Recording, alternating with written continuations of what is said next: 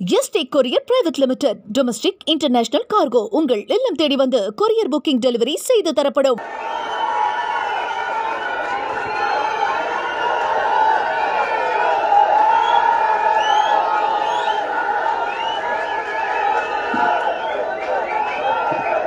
எழுச்சி மிகுந்த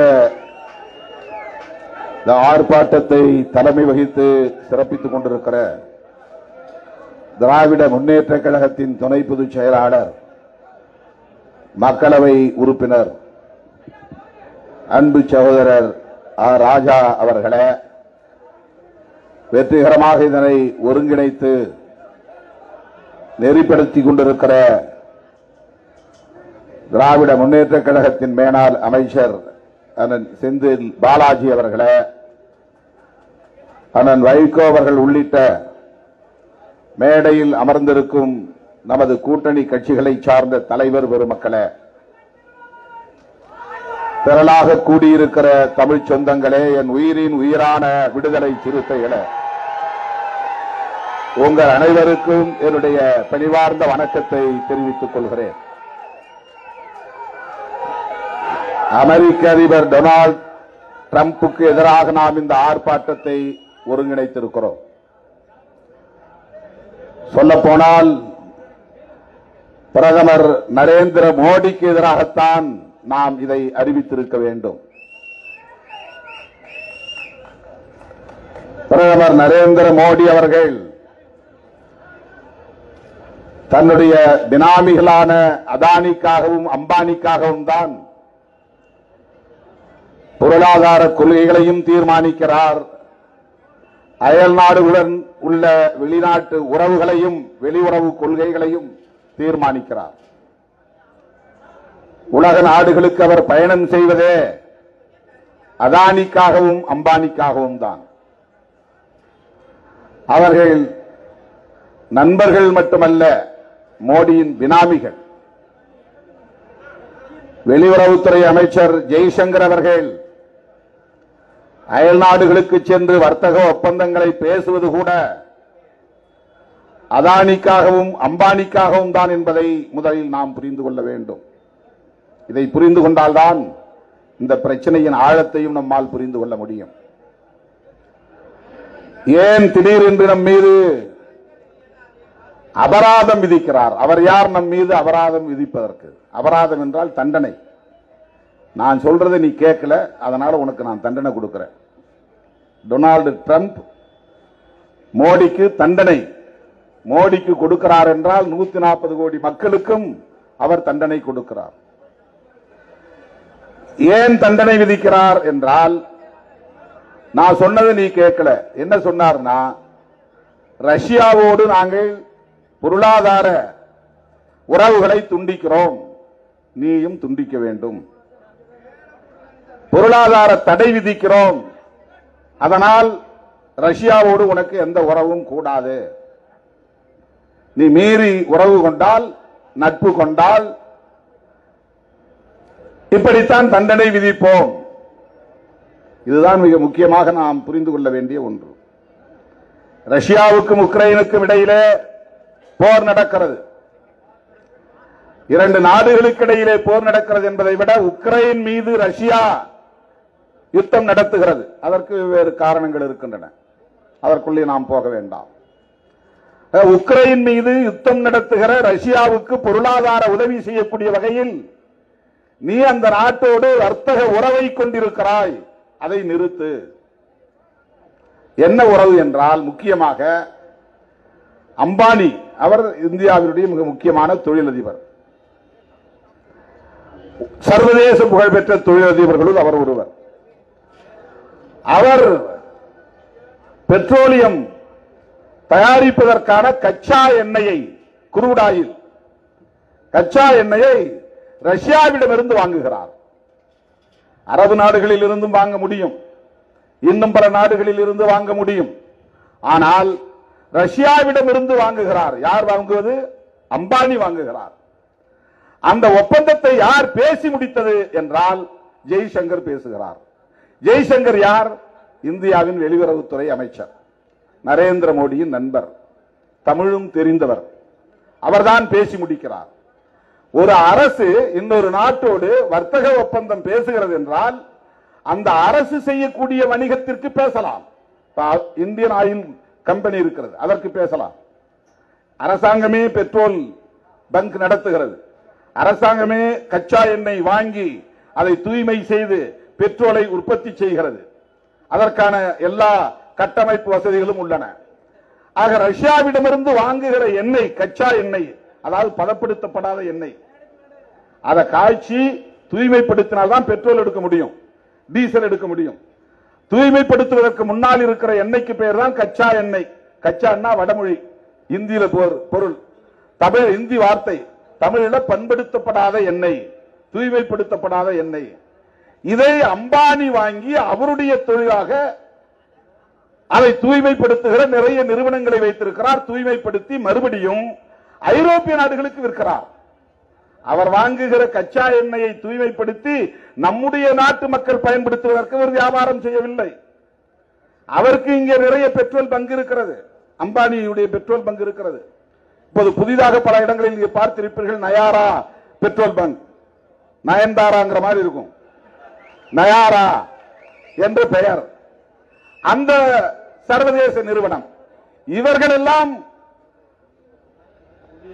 அரசாங்கம் வாங்கக்கூடிய கச்சா எண்ணெயிலிருந்து தயாரிக்கிற பெட்ரோலை இங்கே விற்பனை செய்கிறார்கள். அவர் ரஷ்யாவிலே வாங்குகிற கச்சா எண்ணெயை தூய்மைப்படுத்தி பெட்ரோல் தயாரித்து அதை மறுபடியும் ஐரோப்பிய நாடுகளுக்கு விற்பனை செய்கிறார், அமெரிக்காவுக்கும் விற்பனை செய்கிறார். அம்பானியின் இந்த தொழிலுக்காக இந்த அரசு ரஷ்யாவோடு உறவு வைத்திருக்கிறது. நமக்காக இல்லை, நாட்டு மக்களுக்காக இல்லை. ஒரு பேரல் கச்சா எண்ணெய் $40, ஒரு பேரல் கச்சா எண்ணெய் $30 அல்லது $40 குறைந்த விலைக்கு அவன் விற்கிறாங்க ரஷ்யாக்காரன். ஏன்னா அமெரிக்கா தடை விதிச்சிருக்கிறான், பொருளாதார தடை. அதனால அவனுக்கு பொருளாதார மிடைஞ்சல் ஏற்பட்டு விடக் கூடாது. அப்படி பொருளாதார மிடைஞ்சல் ஏற்பட்டால் உக்ரைன் மீது அவன் யுத்தம் நடத்த முடியாது. பொருள் வந்துகிட்டே இருக்கணும், அவனுக்கு வருமானம் இருந்துகிட்டே இருக்கணும். அப்ப நான் கொடுக்கிற விலை, நீ என்ன கேட்கிறேன், நான் கொடுக்கிறேன் $30 ஒரு பேரல். மன்மோகன் சிங் அவர்கள் பிரதமராக இருந்த போது பேரல் $100 வாங்கி நமக்கு $52 ஒரு லிட்டர் பெட்ரோல் விற்பனை செய்தார். இது மன்மோகன் சிங் காலத்தில் நடந்தது. இன்றைக்கு பேரல் ரஷ்யாவில் இருந்தும் பிற நாடுகளில் இருந்தும் $30-40 வாங்க முடியும் என்கிற நிலையில் கச்சா எண்ணெய் விலை குறைவாக இருக்கிறது. ஆனால் பெட்ரோல் நமக்கு ஒரு லிட்டர் இன்றைக்கு $100 குறைத்து விற்க முடியவில்லை அவர்களால். இந்த லாபம் யாருக்கு போய் சேர்கிறது? இவர்கள் விற்க இந்த வணிகத்தில் இந்த பெட்ரோலின் மூலமாக கிடைக்கிற லாபம் அம்பானிக்கு போய் சேர்கிறது என்றால் அந்த ஒரு நபர் சம்பாதிப்பதற்கு மோடியும் அமித்ஷாவும் ஜெய்சங்கரும் எப்படி ஒத்துழைக்கிறார்கள்? வேறொன்றும் இல்லை, அம்பானியும் அதானியும் மோடியின் பினாமிகள். பினாமினா தெரியும் இல்லையா? மோடி சாம் பேர்ல சொத்து வச்சுக்க முடியாது, அதனால இன்னொருத்தர் பேர்ல சொத்து வச்சுக்கிறார். அமித்ஷா தன்னுடைய பெயர்ல சொத்து வச்சிருக்க முடியாது, அவருடைய மகன் தனியா நடத்துறாரு பெட்ரோல் பங்க். ஆனால் அந்த சொத்தை பெரிய தொழிலதிபர்கள் கணக்கில் காட்டுறது, பினாமியாக வைத்திருப்பது. இந்த காரணங்களால் தான் ரஷ்யாவோடு இந்திய அரசு, மோடி அரசு வர்த்தக உறவை கொண்டிருக்கிறது. அதனால் பல காரணங்கள், பல கோபங்கள் டொனால்டு டிரம்புக்கு இந்தியா மீது இருக்கிறது என்றாலும் கூட இதைத்தான் அவன் சொல்லுகிறான். உனக்கு நான் 25% வரி போட்டேன், நீ அந்த உறவை துண்டிக்கவில்லை, 25% எக்ஸ்ட்ரா உனக்கு நான் அபராதம் போடுறேன், 50%. உங்களுக்கு பர்சன்ட்னா தெரியும், 100க்கு இவ்வளவு ரூபான்னு அர்த்தம். 50% $100 ஒரு பொருள் விற்பனைனா நீ செய்யற அப்படின்னா வரி அவன் $50 போடுறான், அப்ப $150 ஆயிருது அதனுடைய விலை, 100க்கு $50. அந்த பொருள் $200 இருந்துச்சுனாக்க அது $300 மாறிடும். $100 வரி அவன் கூட்டிடுறான். இப்ப வரி பொருளுடைய விலை உயர்வதற்கு இது போன்ற வரி விதிப்பு காரணமாக இருக்கிறது, வரி விதிப்பு காரணமாக இருக்கிறது. இப்ப இங்கிருந்து ஏற்றுமதி ஆகக்கூடிய பொருள் தானே, நமக்கு என்ன இதுல பிரச்சனை அப்படின்னா, அவன் இவ்வளவு தூரம் பொருள் அங்க விலையை உயர்த்தும் போது அமெரிக்காவில் இருக்கிற இந்த பொருளை வாங்குவானா? இந்த டிஷர்ட், பனியன், ஜட்டி, இந்த மாதிரி பொருள் இங்க இருந்து அமெரிக்காவுக்கு அனுப்பும் போது பங்களாதேஷ்காரனுடைய பொருள் விலை குறைவா இருக்கு, அதே தரம். வியட்நாம் நாட்டுக்காரனுடைய பொருள் அவன் மார்க்கெட்டுக்கு போனாங்க விலை குறைவா இருக்கு. எந்த நாட்டு பொருளை அமெரிக்கன் வாங்குவான்? அமெரிக்காவில் விற்கப்படுகிற இந்தியா பொருளுடைய விலை பங்களாதேஷ்காரர் விற்கிற அதே பொருளுக்கான விலையை விட பல மடங்கு கூடுதலாக இருக்கிற போது இந்தியாவுடைய பனியனை வாங்குவானா? வாங்க மாட்டான். பங்களாதேஷ்காரருடைய பனியனை தான் வாங்குவான். அப்ப நம்முடைய பொருள் அங்க விற்பனை ஆகாது. அதனால் அவன் யார் அங்க இறக்குமதி பண்றானோ அவன் இறக்குமதி பண்ண மாட்டான். வியாபாரம் பண்றது வியாபாரிகள், உன் பொருள் எனக்கு வேண்டாம், நீ ரொம்ப காஸ்ட்லியா இருக்குது, அதிகபட்சமான விலை கொடுத்து நான் வாங்கி இங்க யாரு வாங்க போறாங்க, வியாபாரம் நடக்காது. அப்படி பொருள் இங்கே நின்றுவிடும். உற்பத்தி ஏற்றுமதி ஆகாது, தடைபட்டுவிடும். இது வெறும் ஜவுளியில் மட்டுமல்ல, இறால் உற்பத்தி தமிழ்நாட்டினுடைய கடலோர மாவட்டங்கள் 13 மாவட்டங்கள் இறால் அமெரிக்காவுக்கு முழுமையாக போய் சேருகிறது. அவ்வளவு அப்படியே நிறுத்திட்டாங்க. ஆகஸ்ட் 27ஆம் தேதி பிறகு இறால் ஏற்றுமதியே கிடையாது. அவ்வளவு கடுமையான விலை உயரும் இந்த வரி விதிப்பால. விவசாய பொருட்கள் நமக்கு ஜவுளி மட்டும் கிடையாது, ஜவுளி அதிகமா போகுது. அதற்கடுத்து இறால், அதற்கடுத்து விவசாய உற்பத்தி, அதற்கடுத்து நவரத்தின கற்கள், இப்படி பல உற்பத்தி பொருட்கள். இந்தியாவிலிருந்து எந்த பொருள் அமெரிக்காவுக்கு போனாலும் அதன் மீது 50 விழுக்காடு புதிதாக அவன் வரியை விதித்திருக்கிறான். எனவே அமெரிக்க வியாபாரிகள் இந்திய பொருளை வாங்க மாட்டார்கள். அதை எங்கே வியாபாரம் செய்ய முடியாது, விற்க முடியாது. இப்படிப்பட்ட நெருக்கடியை அவன் உருவாக்குகிறான். இதற்கு ஒரே சிம்பிள் சொல்யூஷன், ரொம்ப சின்ன விஷயம் என்னன்னா, அம்பானியை கூப்பிட்டு நீ ரஷ்யாவோட என்ன வாங்காத நிறுத்து அப்படின்னு மோடி சொல்லணும். ரஷ்யாவோடு இருக்கிற வர்த்தக ஒப்பந்தத்தை நிறுத்த வேண்டும். அந்த பொருளாதார தடை தொடர்பான வெளியுறவு கொள்கையில் அவன் ஒரு மாற்று முடிவை எடுக்க வேண்டும். இந்த நெருக்கடியைத்தான் இன்றைக்கு டொனால்டு டிரம்ப் கொடுக்கிறார். ஆனால் பாதிக்கப்படுவது சாதாரண ஏழை எளிய மக்கள். இந்த வரி விதிப்பால் அதானி பாதிக்கப்பட போவதில்லை, அம்பானி பாதிக்கப்பட போவதில்லை, அதை போன்ற பெரிய கோடீஸ்வரர்கள் பாதிக்கப்பட போவதில்லை. நம்மூர் முதலாளிகள் தான் சாதாரண முதலாளிகள், இவங்க பெரிய முதலாளிகள் கிடையாது. ஒப்பீட்டு அளவில் பார்க்கிற போது அதானி அம்பானி தான் சர்வதேச தொடர்புடைய கார்ப்பரேட் நிறுவனங்களை நடத்தக்கூடிய பெரும் முதலாளிகள். இவங்க எல்லாம் சிறு குறு முதலாளிகள். நம்ம பார்வையில் இவங்க தான் முதலாளி. ஆனா அவங்களோட பார்க்கும்போது இவங்க ரொம்ப கீழே இருக்கிறவங்க தான். இவர்களுக்கும் இதிலே பாதிப்பு.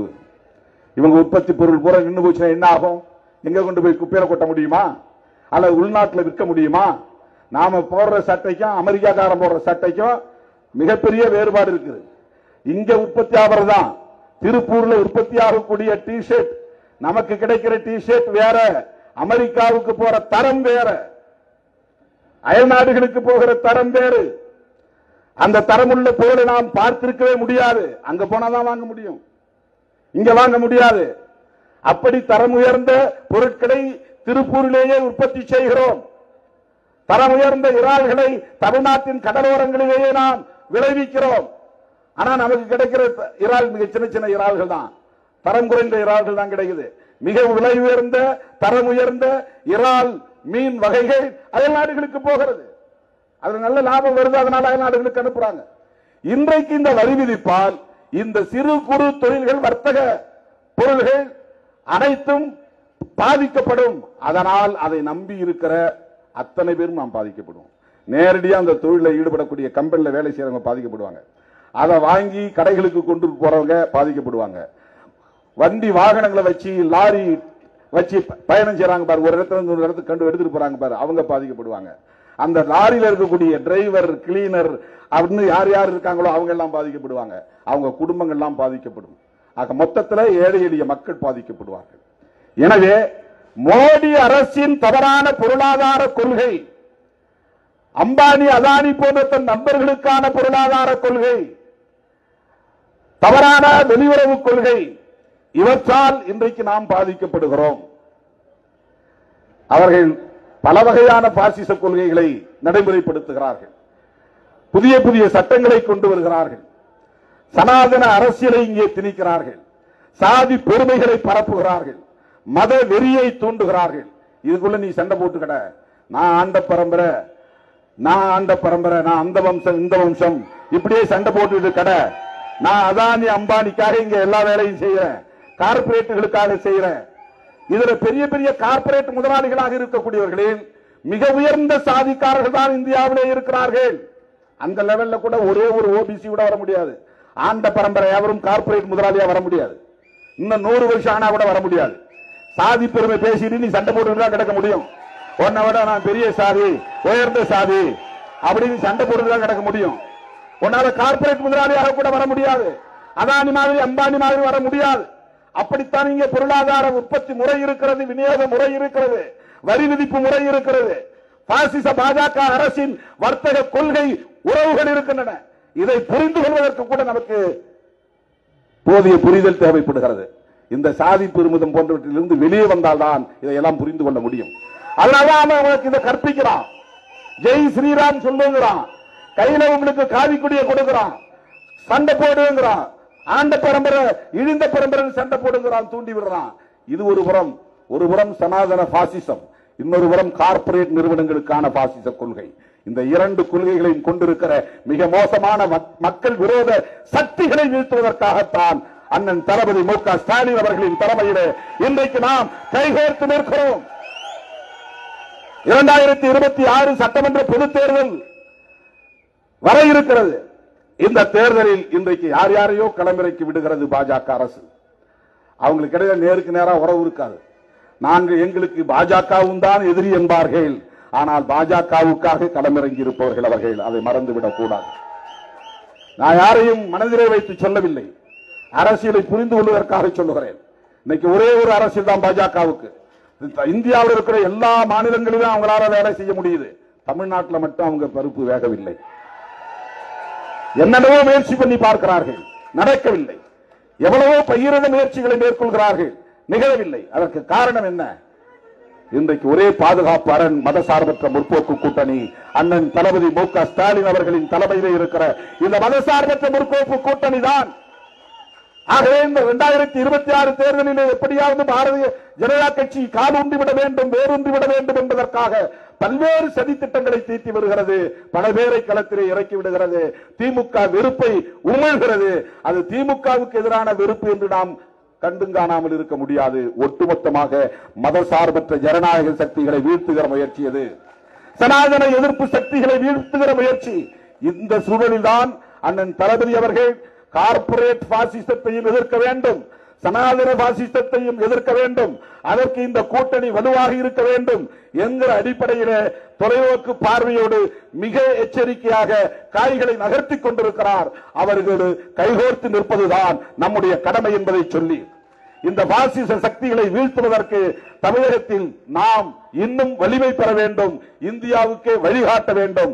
திருப்பூரை மட்டுமல்ல, ஒட்டுமொத்த தமிழ்நாட்டை மட்டுமல்ல, இந்தியாவையே இந்த பாசிச சக்தியிடமிருந்து நாம் மீட்க வேண்டும், காக்க வேண்டும் என்பதை சொல்லி வாய்ப்புக்கு நன்றி கூறி முடிக்கிறேன். நன்றி, வணக்கம்.